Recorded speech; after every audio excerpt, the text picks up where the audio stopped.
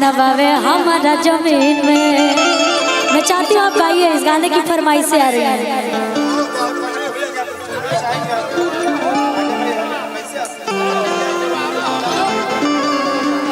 अच्छा मैं गा देती हूँ अपने भाई। गाने तो दीजिए, आप लोग गाने देंगे तब तो गाने गाया जाएगा।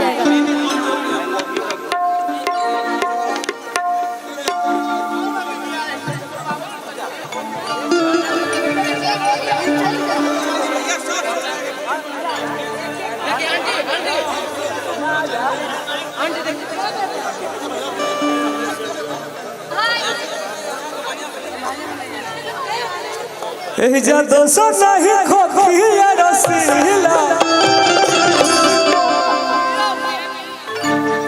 कि तारा नाम पर लिख देबो पटना जिला, आ तारा नाम पर लिख देबो वैशाली जिला, आ तारा नाम पर लिख देबो हाजीपुर जिला। हरी की हाजीपुर में खिलल हमर नामवा। जानो तो हरे कराना हाजीपुर में खिलल हमर नामवा। जानो तो हरे कराना हाजीपुर में खिलल हमर नामवा।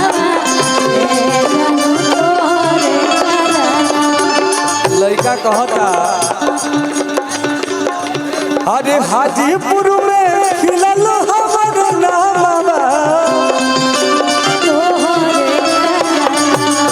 हाजीपुर में खिलल हमर नामवा।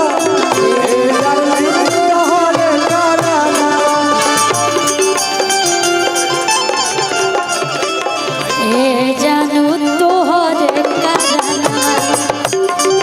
भाई यहाँ पे सब लोग घर के लोग हैं, मैं किसी को मना नहीं कर सकता हूँ। और यहाँ पे जितने लोग हैं सब लोग गेस्ट हैं।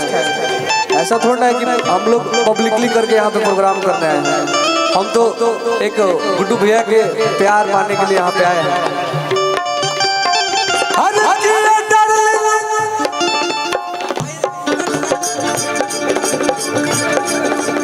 ए जानू तोहरे कराना।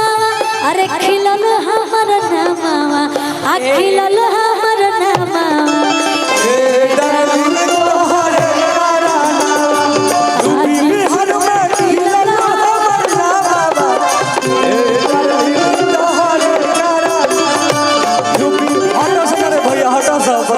यार तो नहीं कहते यार मुंड के आप लोग रहकर भी क्या कर रहे हैं? आप लोग हटा ही नहीं पा रहे हैं। हटिए हटिए।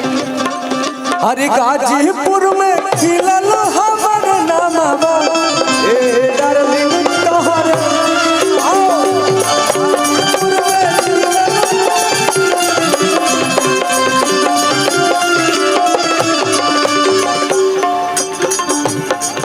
हरे किए डार्लिंग तोहरे कराना। Hello hello hello hello